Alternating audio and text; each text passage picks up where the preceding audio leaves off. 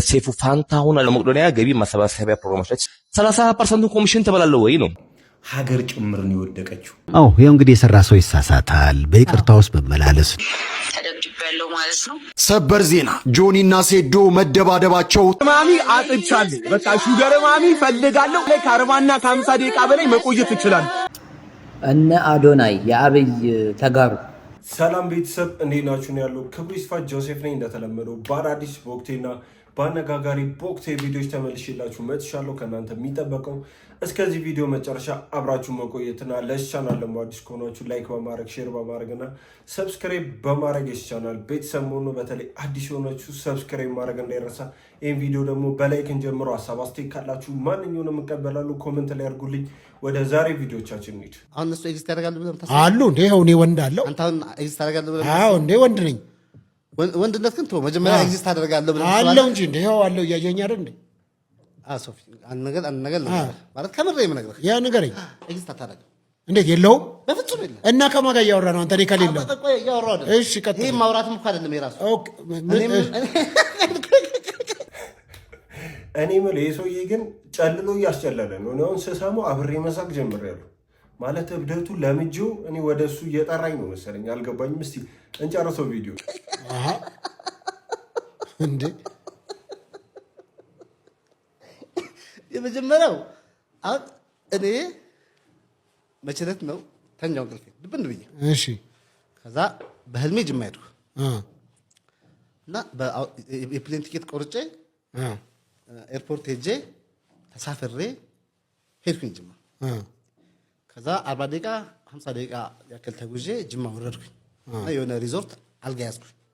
ከዛ ወጣሁ አልጋዬን ይዤ ምናምን ትንሽ አርፌ ወጣሁና ሐይቅ ዳር መንቀሳቀስ ጀመርኩ። መንቀሳቀስ አዞ መጣብኝ። ፈራሁ፣ ተጨነቅኩኝ፣ ሮጥኩኝ። ከዛ ስሮጥ ሰዎች አገኘሁ። እንግዲህ መሬት አለ መረግጠው፣ ሰማይ አለ፣ ውሃ አለ፣ አዞ አለ። እብድ ነገሩ ሪል ነው። ፍርሃቴ ሪል ነው። አዞ ሪል ነው።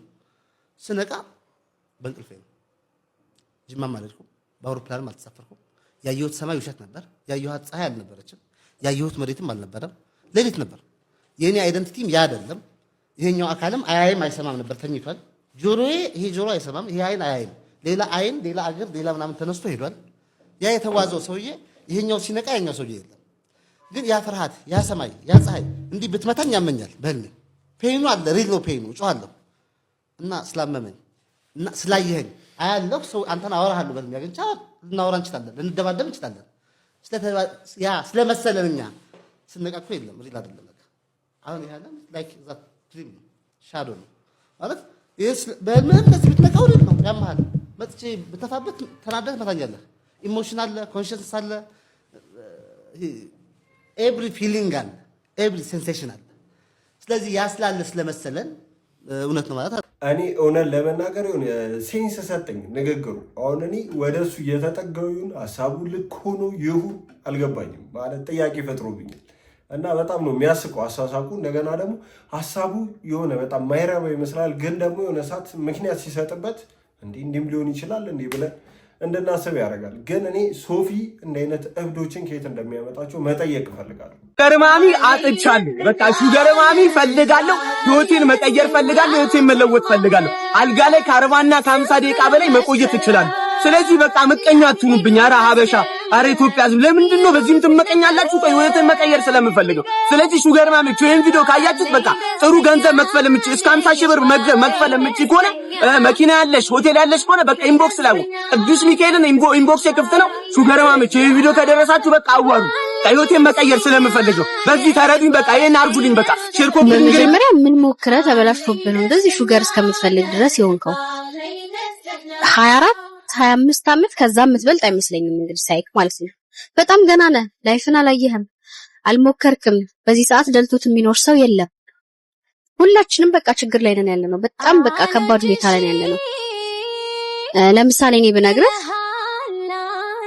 ያ 10 ሺህ ብር የሚያስወጣ ህመም ቢያመኝ የምታከምበት ብር የለኝም። በአደባባይ ወጥቶ እንደዚህ ሹገር እስከ መጠየቅ ማለት ይህ ልጅ በእርግጠኝነት ቤተሰብ አለው፣ ግን ምን ቢቸግረው ነው? እኔ እሱ ነው ጥያቄ ሆነብኝ። ፖርቱ አስፋልት በምን ቢሰራ ነው በዚህ ልክ የአውሮፕላኑን ክብደት መሸከም ያቃተው? ብዙዎች እያነሱት ያለው ጥያቄ ነው። በእኛ ሀገር የግንባታ ጥራት እንደሚታወቀው ነው። ነገር ግን በጣም በከፍተኛ ጥንቃቄ የሚሰራው የኤርፖርት ወይንም ደግሞ የአየር ማረፊያ ወለሎች ወይንም አውሮፕላኖች የሚንደረደሩበት ቦታ እጅግ በጣም በከፍተኛ ጥንቃቄ በከፍተኛ ጥራት እንደሚሰራ ይታወቃል። ነገር ግን ትላንትና በጋምቤላ ኤርፖርት እንግዲህ እንደምትመለከቱት የአውሮፕላኑን ክብደት መሸከም አቅቶት ጎማው እንደሰመጠና ከስር ሌላ ኮንክሪት ወይንም ደግሞ ሌላ ነገር የለውም። እንደምትመለከቱት አፈር ነው የሚታየውና ብዙዎች እያነሱት ያለው ጥያቄ እንዴት ነው በዚህ ልክ ሊሆን የቻለው? ምን ያክል ገንዘቡ ቢባክን ምን ያክል ቢበላ ነው ንጹህ አፈር እና ከላይ አስፋልት ነገር የተሰራው? የብዙዎች ጥያቄ ነው። ለማንኛውም ኮሜንታችሁን አኑሩልኝ። አመሰግናለሁ። እውነት ለመናገር በጣም ነው የሚያሳፍሩ እንደ ሀገር ባሉ። ምክንያቱም አስቡት የፕሌን ማረፊያ ተብሎ የተሰራ አስፋልት ማንደርደር እንደገና ደግሞ ፕሌን ማቆም እንኳን አይችልም። አስቡት ምን ያህል ተበልቶ በአፈር እንደተሰራ በዚህ ነው።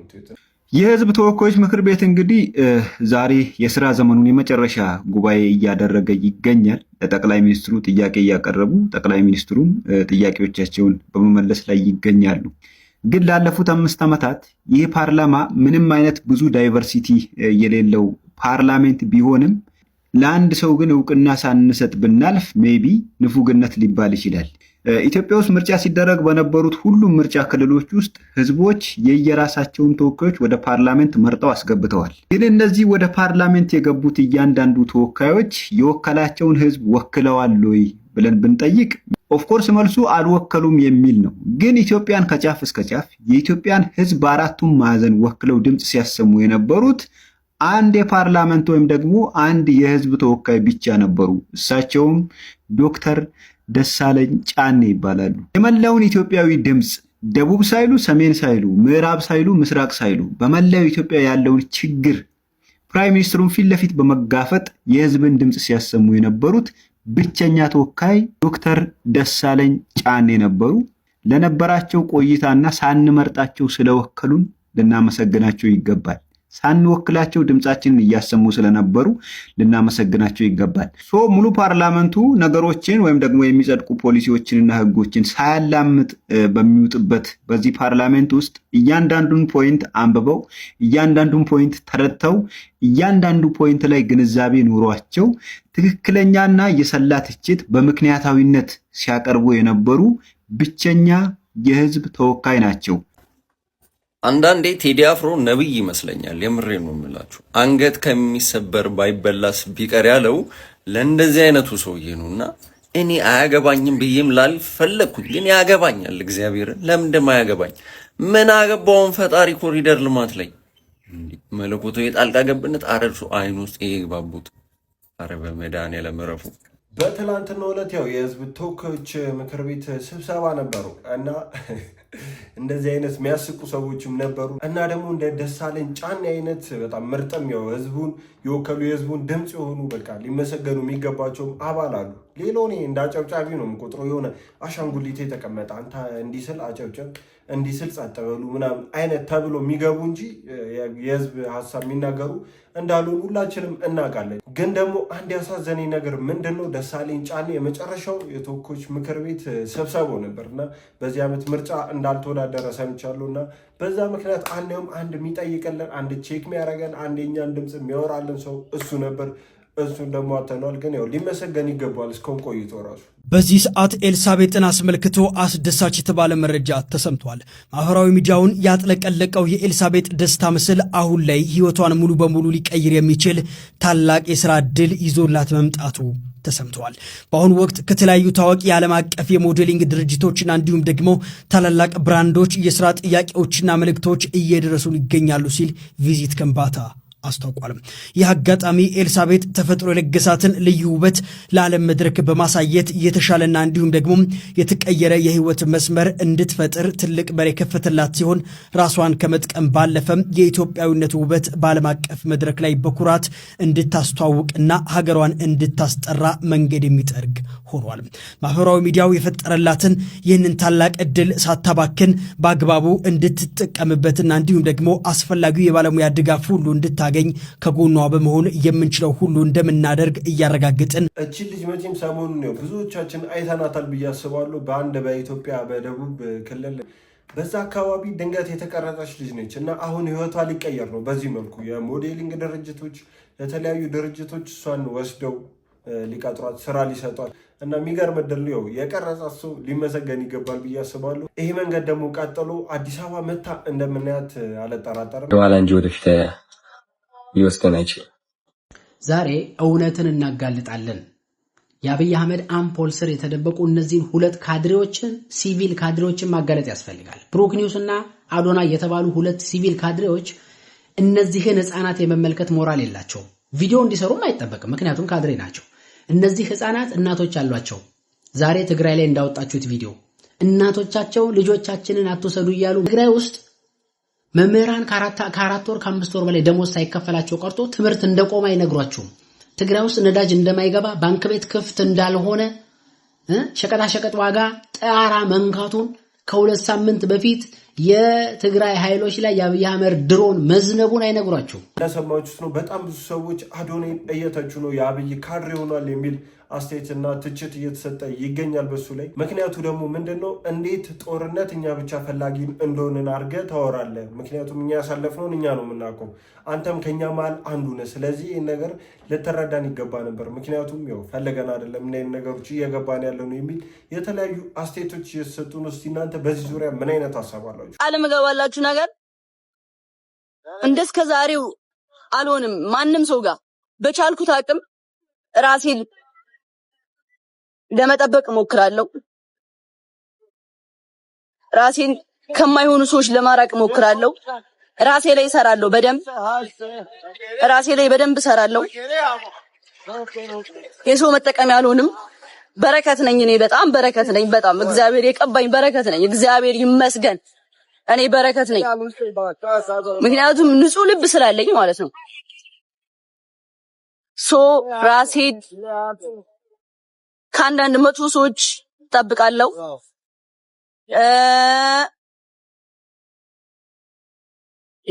ጅልነት ይበቃኛል።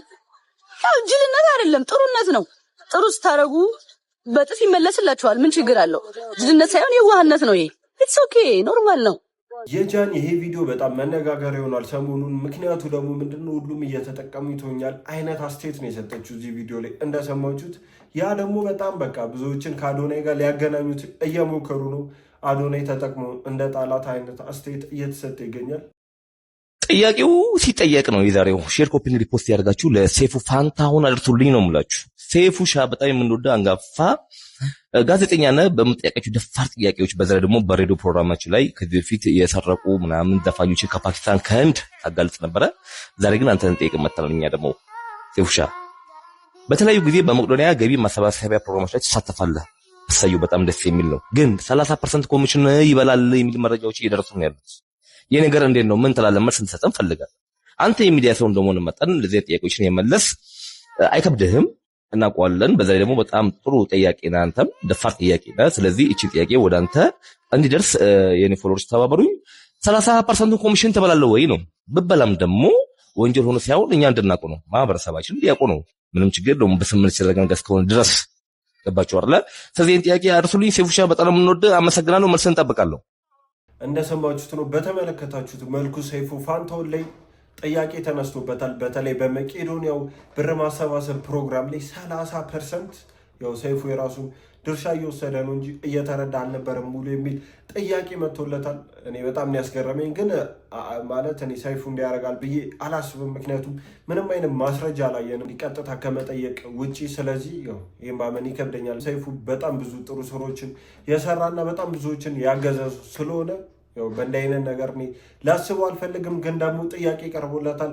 ሰይፉ ፋንታሁንም ያው ምላሽ ይሰጣል ብዬ አስባለሁ። ይቅርታውን ስጠይቅ አንድ ደግሞ ሌላ የተረዳሁት ነገር እዛው ብቻ እንደዚህ አይነት ሰዎች ይመስሉኛል እና በጣም በጣም በጣም ትልቅ ስድብ ሲሳደቡ የነበሩ ሰዎች መልሼ ይቅርታ ስጠይቃቸው ደግሞ እነሱም በጨዋ ደንብ ይቅር በይን እኛንም መሳደባችን ትክክል አይደለም እኛም ምናምን ብለው በጣም ነው ተች ያደረጉኝ ማለት ነውና እኔ ደጋግሜ ይቅርታ መጠየቅ ፈልጋለሁ እና በቃ ባህልን ማስተዋወቅ ከመፈለግ አንፃር እና አክቲንግ በጣም ስለምወድ እሱን ከማስተላለፍ አንፃር ነው ያደረኩት። ከክፋት አይደለም። እሷ እጇን ስማው ስትሄድ ምን ያህል አክባሪዎች እንደሆኑ ሪፕሬዘንት ለማድረግ ቁንጅናዋን ለማሳየት ምናምን ነው የሞከርኩትና አጥፍቻለሁ። ደጋግሜ ይቅርታ ብጠይቅ በዚህ ጉዳይ ሰለቸኝ። አጥፍቻለሁ። ከሚዲያውም ከፔጄ ላይም አጥፍቻለሁኝ። ቪዲዮን አጥፋሽው? አጥፍቼ ይቅርታ ቪዲዮን ሰርቻለሁ። ያው አንድ ቀን ሆኖታልና እንግዲህ አጥፍቻለሁ። ካሜራማኖቹና ዳይሬክተሩም በኔ ኤጅ ናቸው እና ያን ያህል እውቀቱ አልነበረንም ይሄንን መስራትና በእነሱ ስም በክሮቼ ስም በጣም አድርጌ ይቅርታ ጠይቃለሁ። በጣም ይቅርታ። አዎ ያው እንግዲህ የሰራ ሰው ይሳሳታል። በይቅርታ ውስጥ መመላለስ ነው። ሁሉም በየእምነቱ በቃ ይቅር ባይ እንዲሆን አይደል የሚሰበከው። ከዛ አንፃር እንግዲህ ይቅርታዋን እንድትቀበሏት ነው እንግዲህ ተወዳጇ ቲክቶከር ጽጌ ሮያል እዚህ የተገኘችው። ብዙዎች አዎ ብለዋል። ይቅርታሽን ተቀብለዋል። አመሰግናለሁ። እንደሰማችሁት ነው ጽጌ ሮያል ታዲያስ አዲስ ላይ እና ሰይፉ ጋር ቀርባ ድጋሚ ይቅርታ ለመጠየቅ ሞክራለች። ነገሩ በጣም እንደከበዳትና ያው አሰባም እንዳላረገችው ድጋሚ ከአንዴም ሶስቴ ይቅርታ ጠይቃለች። ያ ደግሞ ልትሰማ ይገባል ብዬ አስባለሁ። ቃል የተገባው መኪና የት ደረሰ? ተወዳጁ አርቲስት መኮንን ላከ እስካሁን ድረስ መኪናው እንዳልደረሰው ፕሮግራም ላይ ተናግሯል። የዛሬ 11 ወር ገደማ በልደት ፕሮግራሙ ላይ ኢትዮጵያ ቴክኖሎጂ መኪናውን ለመስጠት ቃል ገብቶ የነበረ ቢሆንም እስካሁን ምንም የተረከበው ነገር የለም። ከቅርብ ጊዜ ወዲህ በሀገራችን ትላልቅ ድርጅቶችና ማስታወቂያ አሰሪዎች የሰውን ስም ክብርና የቲክቶክ ጉልበት ተጠቅመው ማስታወቂያ ካሰሩ በኋላ የገቡትን ቃል መካድና የሰውን ደስታ ሙሉ አለማድረግ የተለመደ ባህሪ የሆነ መጥቷል። የሚገርመው ይህ ጉዳይ እኔንም ገጥሞኛል። ሁላችሁም እንደምታውቁት ዊ ቻምፒዮንስ ኮንሰርት ባዘጋጀው የቲክቶክ ቻሌንጅ አሸንፌ ለእናንተ ለተከታዮቼ 50 ሺህ ብር ልሸልም ቃል ገብቼላችሁ ነበር። አዘጋጆቹ ግን ቃላቸውን አጥፈው ሽልማቴን ከለከሉኝ። ይባስ ብሎ እኔ ይህንን መብቴን በአደባባይ በትህትና በጠየኩበት ቪዲዮ ምክንያት ከዝግጅቱ አስተባባሪዎች አንዱ የሆነው ጎስት ፋንታዝማ በውስጥ መስመር የላከልኝ ምላሽ በዚህ መልኩ ምን አይነት የወረደ ስራ ነው የምትሰራው የሚል ነበር። የሚገርመው ጎስትን አስቀድሜ በስልክ ደውዬ አውርቼ የሰጠኝ ምላሽ ግን እጅግ አሳፋሪ ነበር። ለመሆኑ የሰውን መብትና የልፋት ዋጋ በአደባባይ በትህትና መጠየቅ የወረደ ስራ ነው? ጥፋቱ መብትን በጠየቀው ላይ ነው ወይስ በአደባባይ ህዝብ ፊት ቃል ገብቶ በካደው አካል ላይ? ኢትዮጵያ ቴክኖሎጂም ሆነ የዊ ቻምፒዮንስ አዘጋጆች የገቡትን ቃል በአስቸኳይ እንዲፈጽሙ በትህትና እንጠይቃለን። ታዲያ እናንተ በአደባባይ ቃል ገብቶ ስለመካድ ምን ታስባላችሁ? ጎስትስ እንዲህ አይነት ምላሽ መስጠቱ ትክክል ነው ወይስ ስህተት? ሐሳባችሁን አስቀምጡልኝ። መልካም ጊዜ። መኮንን ላከው መኪና እንደተበላ እና ጭራሽ ቃል የተገባለት እንዳልሰጠው የተለያዩ ሰዎች ደግሞ በዚህ ምክንያት እሱን እየጠየቁ እያስጨነቁት እንደነበር ያው ሰይፉ ላይ ቀርቦ መናገሩ እናስታውሳለን። እና ትዝ ይለኛል ግን በጣም ቆይቷል። ያው ሰይፉ ላይ ቀርቦ መኪና ሊሰጠው እንደሆነ በጣም መነጋገሪያ ሆኖ ነበር በሰዓቱ። እና ያው እኔ ራሱ በሰዓቱ እንዳሰብኩት እንደተሰጠው እስካሁን መቼም ምክንያቱም 10 ዓመት ሆኖታል እና አሁን ማንሳቱ ራሱ አስገርሞኛል። ሰበር ዜና ጆኒና ሴዶ መደባደባቸው ተሰማ።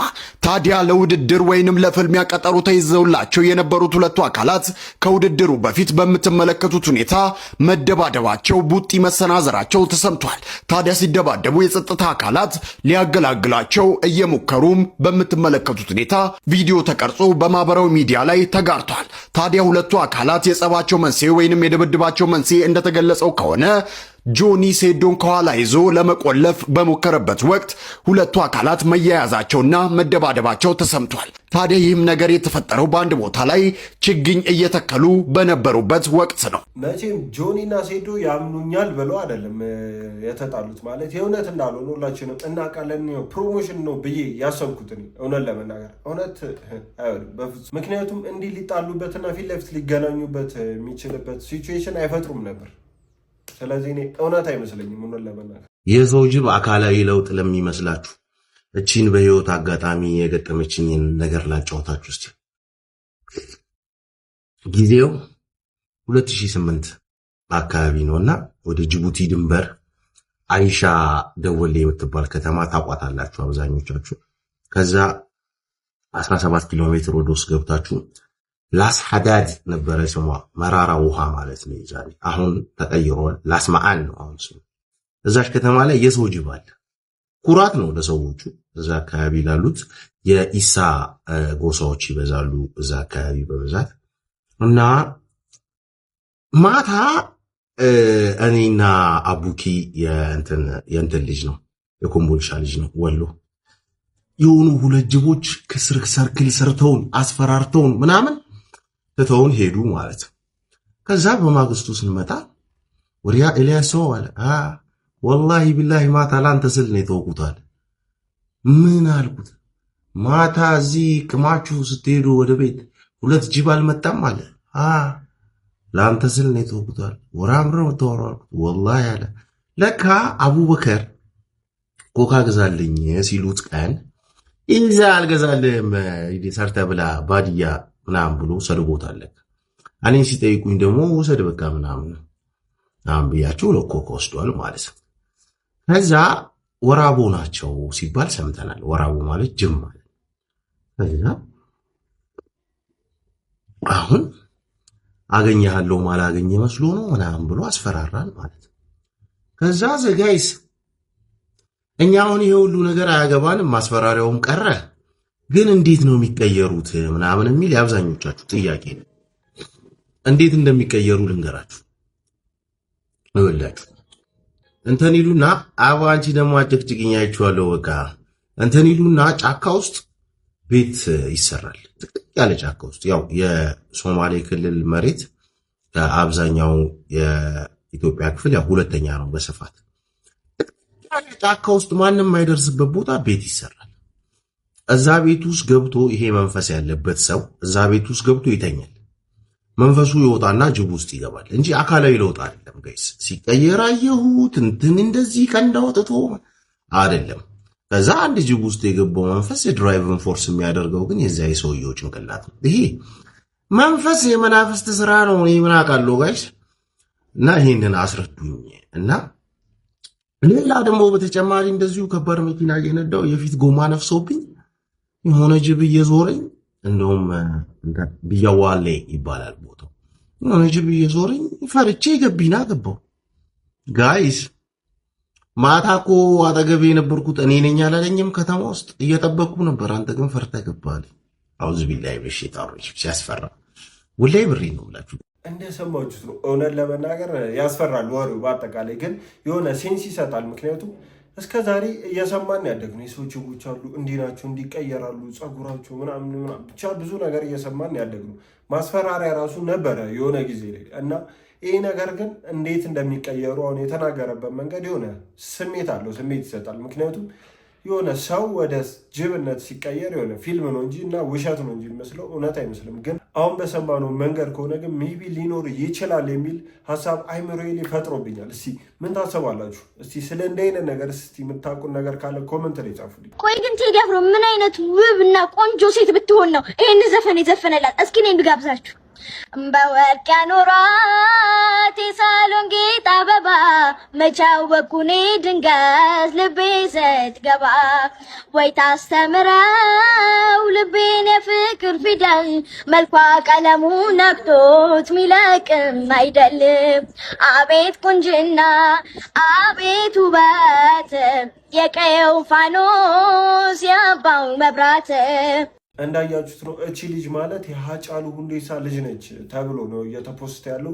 ፎቶ ላይም እንደምታዩት የልጅነት ፎቶና አሁን ያለችበት ብሎ ነው። እና ኮመንት ለማየት ሞክሬ ነበር። በጣም ነው የሚዘገንነው። በጣም እየተሰደበች ነበር። ምክንያቱም የቴዲን ዘፈን ስለዘፈነች የሃጫሉ ልጅ ሆና ማለት ምን ችግር አለ? እኔ ቱናቱን ራሱ እርግጠኛ አይደሉም ስለማላቃት፣ ግን ደግሞ ኮመንት ላይ ለማየት እንደሞከርኩት ያው እንደሆነች ነው የተረዳሁት። እና ደግሞ በጣም ያስጠላ ስድብ በዚህች ህፃን ልጅ ነኝ እንደ አይነት ስድብ በጣም ነው የሚያሳዝነው።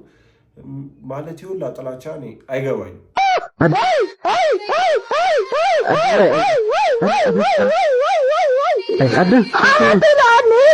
እኚህ እናት አንድ ብቸኛ ልጃቸውን ከዚህ ቀደም በተደረገው የትግራይ ክልሉ ጦርነት ያጡ ናቸው።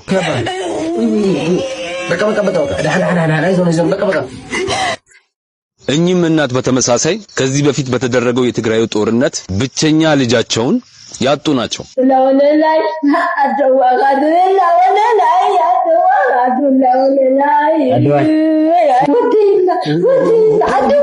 እኚህ እናት ደግሞ 7 ልጆቻቸውን ከዚህ ቀደም በተደረገው የትግራይ ክልል ጦርነት ያጡ ናቸው።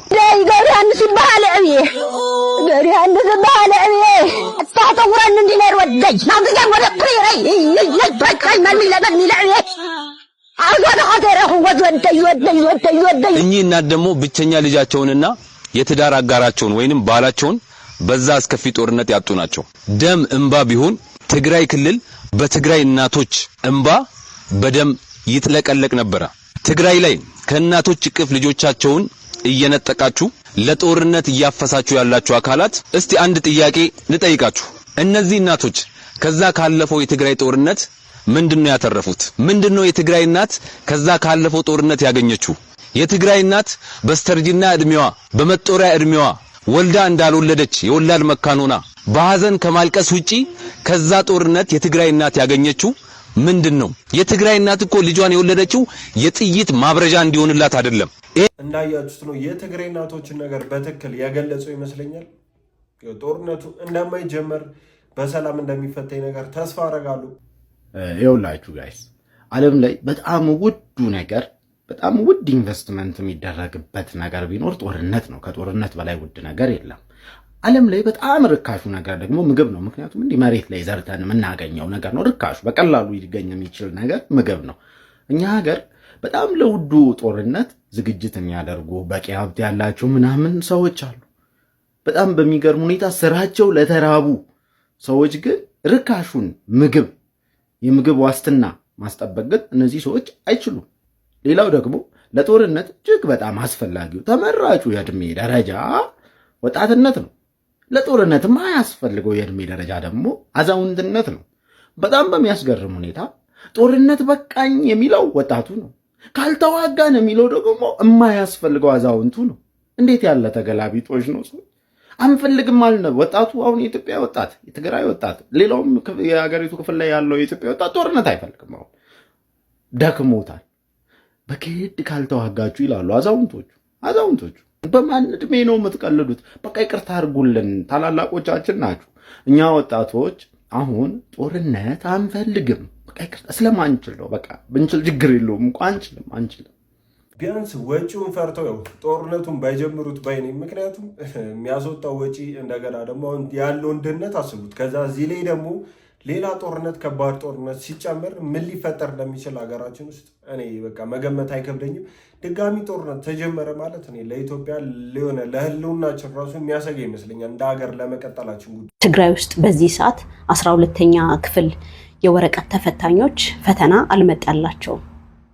ሌላው ክልል በሙሉ ፈተና ሲደርሰው በጀት ከተላከ 4 ወር አልፎታል። መምህራን ደሞዝ እየተከፈላቸው አይደለም። ሐኪሞች ደሞዝ የላቸውም። ነዳጅ የለም፣ መድኃኒት የለም። ይህ ሁሉ ማዕከላዊ መንግስት ወይንም ሴንትራል መንግስት በጀት እየላከ አይደለም። መድኃኒት እየገባ አይደለም። በጣም ብዙ ሰዎች በመድኃኒት እጦት ምክንያት እየሞቱ ነው። ባንክ ስራ አይሰራም ላለፉት 5-6 ወራት። በጣም ብዙ ሰዎች ግን ጦርነት ይቁም ብሎ አገነስት ህወሓት ወይንም ደግሞ ትግራይ ውስጥ ያለን ኃይል ጦርነት ይቁም እያለ በጣም ብዙ ሰው ቪዲዮ ሲሰራ እያየው ነው። እንደ አንድ ኢትዮጵያዊት ወይንም ደግሞ ትግራይ በጦርነት ውስጥ ብዙ ነገር እንዳየ ሰው የዛ ጊዜ ያ ሁሉ እልቂት 100,000 ሴቶች የተደፈሩት እነዛ ሁሉ ህፃናት የሞቱት ያ ሁሉ ወጣት ያለቀው በተለይ ህዳር 1921 እልቂት የነበረው ትግራይ ውስጥ ያለ ኃይል ስላልተዘጋጀ ስለነበረ ነው እንጂ ተመጣጣኝ ቢሆን ኖሮ ቢያንስ ኃይሉ ያ ሁሉ ሰው ያ ሁሉ ወጣት ያ ሁሉ ሴት አይደፈርም። አልፎ ተርፎ 9 ክልል ከ2 ጎረቤት ሀገር ጋር ያ ሁሉ ነገር አለቀ። ያኔም ስትቃወሙ አልሰማንም። አሁን ግን አገነስት የትግራይ ክልል መንግስት ወይንም የትግራይ ክልል ብቻ ነው ጦርነት ይቆም እያላችሁ ያላችሁት። እኔ ልጠይቃችሁ፣ ራስን መጠበቅ ወንጀል አይደለም። ራስን መከላከል ወንጀል አይደለም። ገፈፋ አለ፣ በግዳጅ መጎተት አለ፣ ወደ ወታደራዊ ስልጠና እየገቡ ነው ብላችሁ በጣም ብዙዎቻችሁ በተለይ የብልጽግና አሽቃባጭ ሰዎች ተከፋዮች ሰዎች ብዙ እያወራችሁ ነው።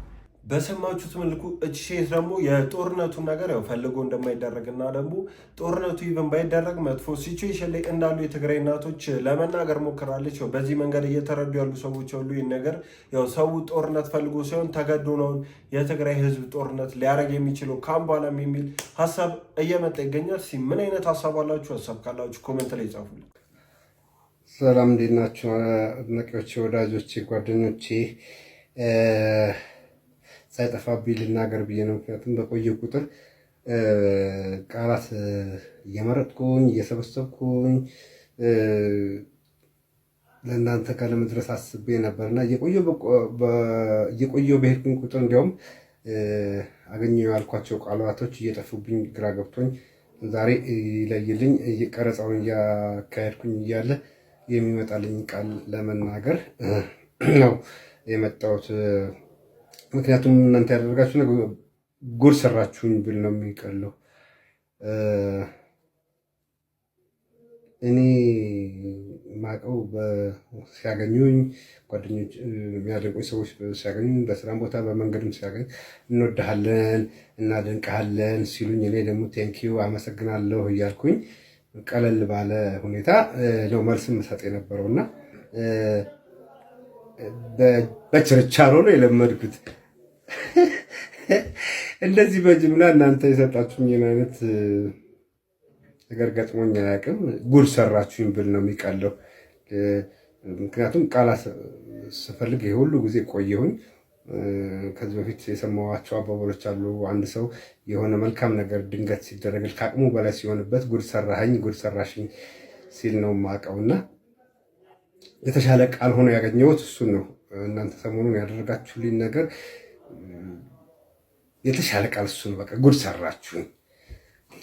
እኔ በችርቻሮ ነው የማውቀው አልኳችሁ እኮ። በቃ አንድ ሰው ሁለት ሰው አድናቂ ነኝ ወይ እንወድሃለን ሲሉኝ አመሰግናለሁ ብዬ በቀላሉ መመለስ ነው። ለዚህ የሚሆን ቃል ከየት እንዳመጣ ነው ያሰባችሁት?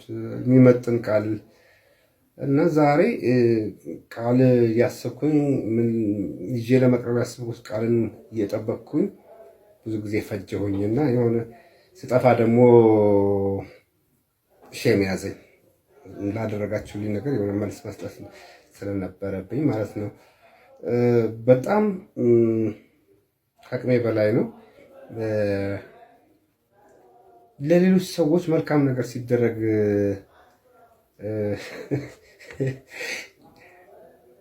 ሰዎች ለሌሎች ሰዎች መልካም ሲያደርጉ ሳይ ነው እኔ የማውቀው።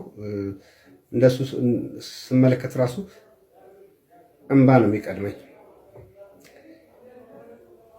በሌሎች ሰዎች ያየሁት ነገር እንባ የሚቀድመኝ ከሆነ ለእኔ ሲደረግ ደግሞ ምን እንደሚሰማኝ የመግደል ሙከራ ነው ያደረጋችሁብኝ ብል ነው የሚቀለው። ሲሪየስሊ አይ ዶንት ኖ ምን እንደምል። ወንድሙ ጂራ ያው በዚህ መልኩ ተመልሷል። ባለፈው አንድ ቪዲዮ ለቆ ነበር ደብሮኛል ብቸኝነት ምናምን ብሎ በጣም ቫይራል ወጥቶ ሰው ደግሞ በጣም ሰፖርት አድርጎ ነበር። ያን ሰፖርት ካየ በኋላ በዚህ መልኩ እያለቀሰ መጥቶ ያው ህዝቡንም አመስግኗል።